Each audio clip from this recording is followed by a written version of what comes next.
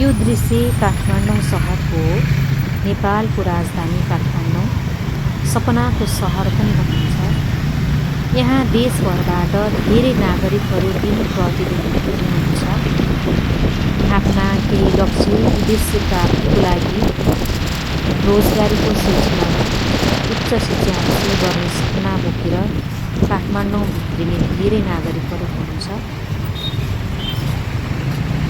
जो आफ्नो लक्ष्य र उद्देश्य प्राप्तिको लागि दिनानुदिन भौतारिरहनुभएको हुन्छ। आफ्नो गन्तव्यमा पुग्नको लागि यहाँ एकदमै धेरै सवारीको चाप र जनघनत्व भएको सहर पनि हो।